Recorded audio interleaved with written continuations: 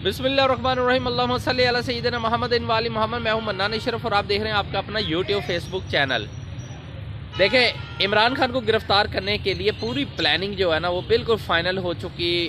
Government चाहती है कि हर सूरत इमरान खान गिरफ्तार हो। ऐस बंदे ने साडा जीना दुभर कर दिता है साढ़े वास्ते, यानी कि हराम है कि असी सुकून नाल पानी का गिलास पी लीए। ये बातें हो रही हैं। मुख्तलिफ सियासतदान जो है जब आपस में बैठते हैं तो वो ये बातें ऊपर भी बताते हैं और ख़ुद भी करते हैं कि यार इमरान खान की वजह से हमारा बैंड बज गया, हमारी इज्जत का भी बैंड बज गया, हमारी करप्शन जो हम अच्छी भली खुल के इंजॉय करते थे वो भी अब रुकना शुरू हो गई है। हम खुल के कोई काम नहीं कर पा रहे हैं, लिहाजा इमरान खान को गिरफ्तार करें।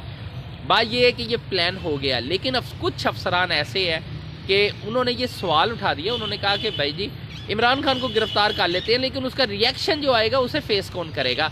उस रिएक्शन के ऊपर क्या वो वज़न जो है इस्टेब्लिशमेंट उठाएगी या हुकूमत पाकिस्तान, वज़ीर आज़म या PDM की जमातें उठाएंगी? उठाएगा कौन?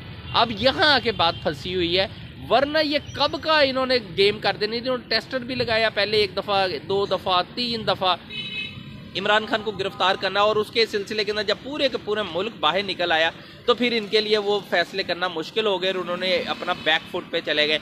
लेकिन ये चीज़ बड़ी अहमियत रखती है कि इमरान खान को अब भी गिरफ्तार कर लेते हैं, लेकिन उसके रिएक्शन के ऊपर जब शोर शराबा होगा तो फिर उस टाइम मैदान में कौन आएगा, कौन उन हालात को फेस करेगा? ये बहुत अहम सवाल था जो अभी तक इन्हें जवाब नहीं मिल सका, जिसकी वजह से इमरान खान की गिरफ्तारी जो है पोस्टपोन है। लेकिन होनी है, कैसे करनी है, अब उसके लिए ये सिर जोड़ के बैठे हुए हैं। देखें 24 घंटों के अंदर अंदर बड़े अहम है कि क्या फ़ैसला करते हैं, क्योंकि इन्हें पता है कि Imran Khan vote of confidence के अंदर भी क्लियर करवा लेगा, पंजाब हुकूमत बचा लेगा। यहाँ आके गेम फंसी हुई है। सेकंड नंबर के ऊपर देखें, एक बात और बताऊं कि नून लीग के अंदर फूट पड़ चुकी है। कुछ लोग ऐसे हैं जो नून लीग को छोड़ना चाह रहे हैं और वो ये चाहते हैं कि जी नून लीग के अंदर से हम लोग छोड़ देते हैं। उन्होंने इमरान खान से राब्ते भी किए हैं, नून लीग के MP हैं, हमारे ज़राए ये बताते हैं कि उन्होंने राब्ते किए। तो इमरान खान का PTI के जो तर्जमान है उनका ये कहना है कि बिल्कुल अगर राब्ते हुए हैं और वाकई हुए हैं, लेकिन उसके अंदर एक बात बड़ी अहम है कि हम लोगों ने उन्हें बताया कि जहां PTI और काफ लीग के MP इलेक्शन नहीं फाइट कर रहे उन इलाकों में हम आपको अकोमोडेट कर सकते हैं, लेकिन जिनके अंदर ऑलरेडी हमारे बंदे मौजूद हैं उसके अंदर हमारे लिए अकोमोडेट करना बहुत मुश्किल हो जाएगा। अब यहाँ थोड़ा सा मसला बना हुआ है नून लीग के लिए, लेकिन PDM जो है वो पूरी कोशिश कर रही है इस टाइम जो स्पेशल सीटों के ऊपर खवातीन है उन्हें किसी तरीके से रोक लिया जाए, उन्हें खरीद लिया जाए, उनके लिए कोई कीमतें लगे। कीमतें तो बहुत लग रही हैं। जरदारी साहब आपको पता है बहुत बड़े तजर्बाकार है कीमत लगाने का। कहते होते हैं कि कीमत लगानी आनी चाहिए, कीमत लग जाती है, लिहाजा उन्हें कीमत लगानी आती है और इस फ़लसफ़े के ऊपर वो बहुत अच्छे तरीके से अमल करते हैं। सिंध जो हाउस है वो आपने देख लिया होगा कि उसके अंदर बहुत से लोगों के ज़मीर फ़रोख्त हुए हैं। वो किस स्टाइल में हुए, खो वो पैसों में हुए, ओहदे पे हुए, किसी भी तरीके से हुए हैं। लिहाजा उन्हें पता है कि किसको किस तरह ख़रीदना है, वो कीमतें लगाना जानते हैं और उन्हें। लेकिन क्या वो पंजाब में अब कामयाब होते हैं कि नहीं, ये बहुत बड़ा सवाल है। अब यहाँ आके उनकी जो है ना मत मरी हुई बची हुई है। अब उनके लिए ये परेशानी है कि यार बिक कोई नहीं रहा है, और अगर बिक भी रहे हैं तो वो बिकने जो है वो बिकने वाले वो ये सोच रहे हैं कि अगर हम बिक भी जाते हैं तो फिर हम सियासत कैसे करेंगे। यहाँ आके थोड़े से मामला जो है वो फंसे हुए हैं। बहरहाल नून लीग के लोग जो है राब्ते के अंदर है, उनका देखना यह है कि वो किन सीटों पे अकोमोडेट होते हैं इलेक्शन में। इस तरह ना उन्हें को खरीदेगा ना PTI उन्हें खरीद रही है। वो खुद ख्वाहिश कर रहे हैं कि हम नून लीग छोड़ना चाहते हैं, लिहाजा हमें अकोमोडेट किया जाए ताकि हम PTI में शामिल हो सके। लेकिन PTI ऑलरेडी तमाम तर बहुत से इलाकों के अंदर इस टाइम लोग मौजूद हैं और PTI का इस टाइम के ऊपर देखें रूज भी है और उसके अंदर पहले ही बहुत सारे लोग हैं और उसके अंदर नून लीग के मतलब के MPs को अकोमोडेट करना बहुत मायने रखता है। बहरहाल वो मामला उनके साथ चल रहे हैं। उसके अलावा ये है कि आपको मैं बताऊं कि इंडस्ट्री बहरान बड़ा शिद्दत इख्तियार कर गया। सबसे पहले तो ये है कि टोयोटा बंद हो गई थी, अब सुजुकी मोटर्स भी बंद हो गई है और उसके लिए उन्होंने लेटर भी लिख दिया, स्टॉक एक्सचेंज को भी लेटर लिख दिया, इसके अलावा बाकी जो है गवर्नमेंट को भी लेटर लिख दिया, चैम्बर्स को भी लेटर लिख दिया कि जी हमारा जो है ना हम इसे बंद कर रहे हैं, मजबूरी है, इसलिए खाम माल नहीं पाकिस्तान के अंदर आ रहा, उस पर पाबंदी लगी हुई है, अब डॉलर नहीं निकाल रहे पाकिस्तान में से, जिसकी वजह से अगर वो इंडस्ट्री बंद हो जाती है, टोयोटा पहले बंद हो गई, सुजुकी अब बंद हो जाती है, तो यार अब मुल्क का बेड़ा गर्क करने की कसम खाई हुई है और वो कसम आपकी सच्ची मुच्ची पूरी भी हो रही है। आपने इस मुल्क को वाकई की कहते हैं पहले 50 रुपए के एक स्टाम्प के ऊपर नवाज शरीफ साहब मुल्क से बाहर चले जाते हैं, इन्होंने मुझे लगता है ये भी 50 रुपए के एक स्टाम्प के ऊपर मुल्क ही बेच दिया हुआ है, खरीद किसी को दे दिया होगा, उसे कहा भाई 50 रुपए के स्टाम्प पे हम पूरा मुल्क ही, यार आप लिख के दे दें, आप फारग करें इस मुल्क को, क्या करना है आपने इस मुल्क में, ना आप रहते हैं, ना आपकी जायदादें हैं, ना आपकी सिंपल आप कब्रें ही बनाते हैं ना, आपके लिए तो ये पाकिस्तान एक कब्रिस्तान है। देखिए नवाज शरीफ के कोई रिश्तेदार फौत हो जाए वो बाद में आके पाकिस्तान के दफन हो जाते हैं, वो नून लीग के लिए कब्रिस्तान है, रिहाइश करने के लिए इनके लिए बाहर के मुल्क है, लंदन में ये बैठ के रिहाइश इख्तियार करते हैं, जायदादें वहाँ बनाते, बच्चों को वहाँ सेट करते हैं, कारोबार वहाँ करते हैं, याशियाँ वहाँ करते हैं, बड़े दिन छोटे दिन, अच्छे इंजॉय वाले दिन, बड़ी ईदें छोटी ईदें सब तो वहाँ सेलिब्रेट करते हैं।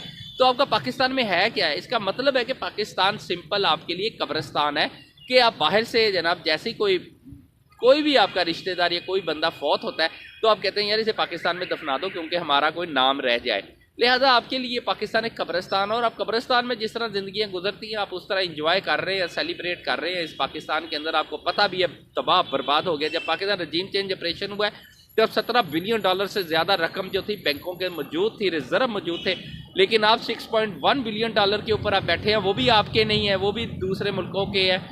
आपके पास आटा खरीदने के, इस टाइम आटे का बहरान आपको बताऊं इतना शिद्दत इख्तियार करके लोग लाइनों में लग रहे हैं, आटा 130 रुपये किलो तक 140 रुपये किलो तक फ़रोख्त होना शुरू हो गया है। रोटी जो थी 15 रुपये 20 रुपये तक फ़रोख्त होना शुरू हो गई है, जो खमीरी रोटी है वो 30 रुपये तक चले गई है। नान जो है वो रोगनी नान है या आम सादा नान है वो तकरीबन 40 रुपये पे चला गया, रोगनी नान 60 रुपये के ऊपर चला गया। यार आप लोगों वो चने की प्लेट जो कभी आम बंदे के लिए बेचारे के लिए नाश्ता या खाने की होती थी तो वो कभी 100 रुपये की होती थी, आज वो 150 रुपये है। दाल की प्लेट जो कभी 90 रुपये 80 रुपये के ऊपर फ़रोख्त होती थी, चने की दाल हो गई वो आज 200 रुपये के 180 190 रुपये की दाल की प्लेट हो गई है। लोग भूखे नहीं मरेंगे तो क्या करेंगे? फीसें देने के लिए लोगों के पास पैसा नहीं है, घर चलाने के लिए लोगों के पास पैसा नहीं है, मजदूरी करने के लिए लोगों के पास कारोबार कोई नहीं है। बेरोज़गारी की ये इंतहा आप देख लें कि हफ्ते से इंडस्ट्री एप्टमा ने ऐलान कर दिया कि इन हफ्ते से इंडस्ट्री हम बंद कर रहे हैं अपनी पूरी की पूरी। 50 लाख से ज़्यादा जो अफराद है वो बेरोज़गार हो चुके हैं और मज़ीद होंगे, जो करोड़ों के अंदर चले जाएगी। कम से कम 1-1.5 करोड़ ये वो तादाद होती है जो रजिस्टर्ड तादाद है। आप किसी भी मिल किसी इंडस्ट्री में चले जाए रजिस्टर्ड तादाद और होती है, काम करने वालों की तादाद और होती है। अगर एक मिल के अंदर 10,000 बंदा रजिस्टर्ड है तो उसमें 20,000 बंदा काम कर रहा होता है, 10,000 रजिस्टर्ड नहीं होता, उसे वो सहूलियात मुयसर नहीं होती जो रजिस्टर्ड मजदूरों को सहूलियात मुयसर होती है। ये भी एक करप्शन की एक चीज़ है, लेकिन बहरहाल वो एक अलग टॉपिक है, कभी किसी टाइम उसके ऊपर भी बात करूंगा। लेकिन ये चीज़ है कि इंडस्ट्री बंद होने से बेरोज़गारी का बहुत बड़ा तूफान आ चुका है, आपका मुल्क डिफ़ॉल्ट हो चुका हुआ है, ये मानते नहीं है यार। किसी जगह के ऊपर वज़ीर आज़म ने हम बयान दिया, उन्होंने कहा जी हमें पता होता है कि मुल्क जो है डिफ़ॉल्ट हो चुका हुआ है, हम कभी भी ये ना लेते, ये सारा बच्चों का लॉलीपॉप देते हैं, हम लोगों को बेवकूफ़ समझते हैं आप, यानी कि बिल्कुल आप समझते हैं ये डल किस्म के दिमाग रखने वाले लोग हैं। आप अंदाज़ा लगाएं कि पाकिस्तान के अंदर रिज़र्व कितने थे, आज पाकिस्तान के रिज़र्व कितने, ये चीज़ें आप तक मौजूद हैं, लेकिन इसके ऊपर कोई बंदा भी अमल नहीं करता, इसकी सच्चाई नहीं बयान करता। लिहाजा सारा इमरान शहबाज शरीफ साहब को पता था, PDM को पता है कि ये मुल्क कितनी तेज़ी के साथ ऊपर जा रहा था, आपकी इंडस्ट्री चलना शुरू हो गई, आपकी एक्सपोर्ट चलना शुरू हो गई। अब मुझसे हट के किसी भी वर्कर से बात करें ना जो मिलों में काम कर रहा है, वो आपको खुद बताएगा। मेरी भी गुज़िश्ता रात तकरीबन रात गए एक कुछ लेबर से बात हुई है, उन्होंने कहा है कि हम बड़े खुशहाल थे, हमें ठेकों के ऊपर काम मिलते थे, आज हम लेबर के ऊपर आ गए हैं, हम सैलरियों के ऊपर, वो सैलरियां भी हमारी ये रिड्यूस कर दी गई हैं। पहले हम ठेकों के ऊपर काम करते थे, एक महीने का 50-50 60-60 हज़ार का यानी कि निकालते थे। इस टाइम क्योंकि काम है नहीं है, अब उनकी डिमांड के ऊपर हमें काम करना पड़ता है। उसका नतीजा ये है कि हम 20-25 हज़ार से ज़्यादा नहीं जा पा रहे और बहुत सी लेबर फारग हो गई। ये वो लोग हैं जो बहुत तजर्बाकार थे वो रह गए हैं, बाकी सब की सब लेबर फारग हो गई। इंडस्ट्री लगातार रोजाना की बुनियाद पे बंद हो रही है, कारोबार बिल्कुल डेड हो रहे हैं, लोगों का रोजगार खत्म हो गया। लेकिन मजाल है किसी के कान पे जूं तक रेंगी हो, हर किसी को अपनी यानी कि पड़ी हुई है। इस्टेब्लिशमेंट अपने पंगों के अंदर, अपने फैसलों के अंदर है। वो दहशतगर्दी का अलग एक बहुत बड़ा पहाड़ हमारे मुल्क के अंदर आके खड़ा हो गया है। अब हम दहशतगर्दी से निपटेंगे, हम बेरोजगारी से निपटेंगे, हम मुल्क दिवालिया होने से बचाएंगे, हम डॉलर से कैसे यानी कि बचेंगे, डॉलर की जो कमी हो गई उससे कैसे बचेंगे, हमारी जो इंपोर्ट हुई है उसे किस तरह पाकिस्तान के अंदर लेके आएंगे, वो चीज़ें किस तरह लाएंगे, हम आलू, प्याज, अदरक, लहसुन, दालों की कीमतें किस तरह गिराएंगे, हम आटे की कीमतें किस तरह गिराएंगे, हम किस हद तक चले गए हैं, ये करेगा कौन? क्या ऊपर से कोई फरिश्ते ही उतरेंगे जो आके ये सारा काम करेंगे? लिहाजा इसकी एक ही डिमांड, वाकई पाकिस्तान को अब इलेक्शन में चले जाना चाहिए। हद हो गई है कसम से, इतने बुरे हालात आप कभी 75 साल तारीख में उठा लें, कभी नहीं हुए जितने बुरे हालात इन 8 माह के अंदर पाकिस्तान के हो गए हैं। पाकिस्तान की इंपोर्ट बंद होती थी, सिर्फ लग्जरी कुछ चीज़ों के ऊपर होती थी, मतलब बाहर से कुछ फजूल चीज़ें मंगवाते थे उसके ऊपर थोड़ी सी सख्ती होती थी, लेकिन ये नहीं होता था कि आपने जनाब प्याज मंगवाया तो पैसा है नहीं, लहसुन मंगवाया, अदरक मंगवाया, आपके पास पैसा है नहीं, आपने और चीज़ें मंगवानी है, आपका पैसा है नहीं। यार इन चीज़ों के ऊपर पैसा होता था, डॉलर होते थे नहीं। अगर सख्ती होती थी, तो दूसरी ऐसी चीज़ों से कि आपने इंपोर्ट कर किया, साबुन, मतलब शैम्पू, इसके अलावा परफ्यूम्स, कुछ सारी चीज़ें, उनके ऊपर अगर इंपोर्ट की पाबंदी लगे तो वो कोई अनोखा काम नहीं है। लेकिन बहरहाल चलते चलते लास्ट में आपको ये भी बता दो कि नजम सेठी साहब जो इस टाइम के ऊपर बन गए हैं, ये उसके पीसीबी के चेयरमैन बन गए हैं, उन्होंने जनाब आला जो उन्होंने चेयरमैन उठाए हैं, ये उन्होंने अपनी एक ज़िद पकाई है और उसी ज़िद की बेस के ऊपर नवाज शरीफ साहब ने नजम सेठी साहब को, जिन्हें अली बे का भी नहीं पता क्रिकेट का, और उन्हें ला के उन्होंने बैठा दिया। अब देखना ये है कि पीसीबी को किस तरीके से प्रमोट किया जाता है, किस तरीके से आगे बढ़ाया जाता है। जिन्हें बैट पकड़ने का नहीं पता, आज वो पीसीबी का बंदा चेयरमैन बन गया।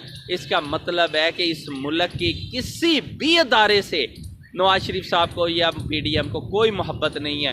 इसका मतलब है कि अगर ये मोहब्बत नहीं है तो फिर ही ये सारे फैसले हो रहे हैं, अदरवाइज़ कभी ये फैसला ना हो। क्योंकि नजम सेठी का बनना, इसका मतलब है कि पीडीएम किसी भी अदारे को सही करने के लिए सीरियस नहीं। इतनी समझ ही बहुत आ जानी चाहिए, इससे ज़्यादा मैं आपको क्या समझाऊंगा, आप ज़्यादा अक्लमंद है। बनाना शुरू को इजाज़त दीजिए, अपना चैनल का बहुत ख्याल रखिएगा। अल्लाह हाफिज़।